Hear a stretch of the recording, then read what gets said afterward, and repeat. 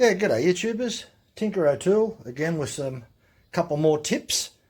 So first of all today we'll talk about, got myself some more caustic soda. It doesn't cost much, half a kilo, about $4.50 at your local supermarket.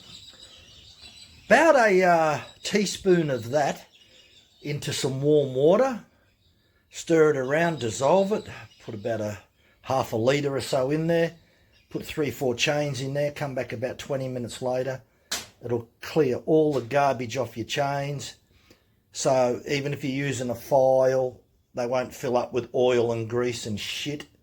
And if you're using a grinder, they're not going to block your wheel up. So, and that's going to last quite a long time, you know. Half a kilo will last probably, yeah, quite a while. So anyway, so that's one tip. Now, a second tip. We've got some bars, chainsaw bars from Hurricane, and we went and brought 3 more new ones. But what I want to talk about is the little hole that you've got to insert grease in there. Right? Now, if you look at your still bars, they used to have the hole in them. They no longer. Because the information that I've received, that they're a silicone sprocket bearing and they're non-serviceable.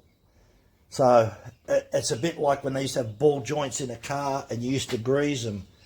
Now they just have grease inside the rubber, and that's enough for the life of the ball joint. So what Stihl are saying is that it will get some lubrication from the oil, but they've got like a sealed bearing, which is a silicone sprocket bearing, and it's non-serviceable.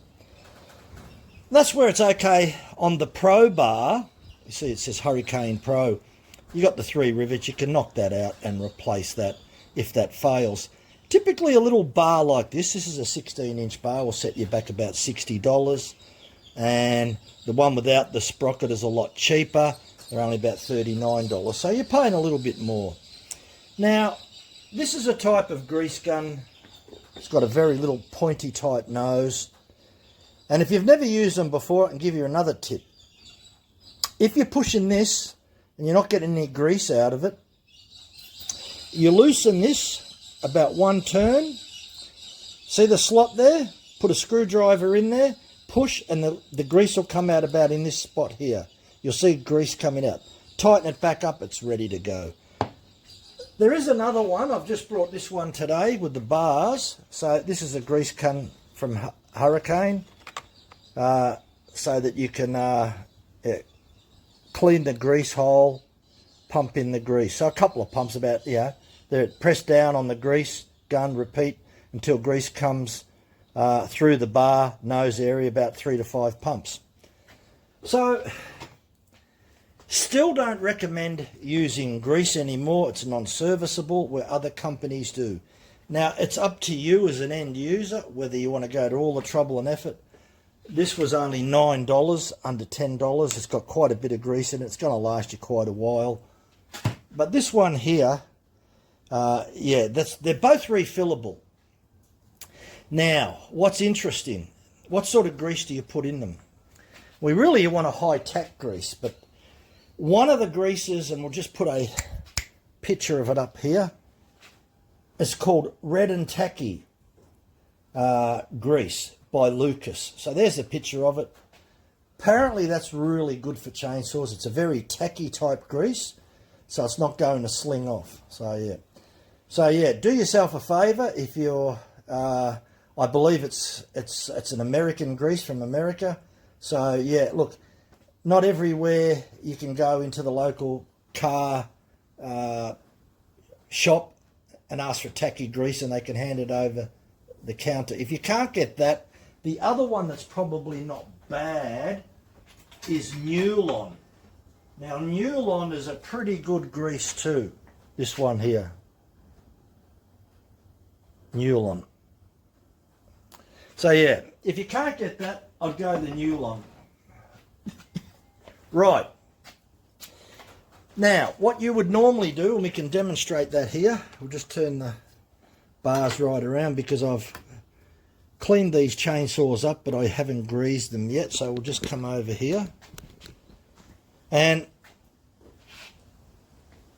just got to make sure that you're sitting on that hole nice and flush, and pump that till you see a bit of grease coming out.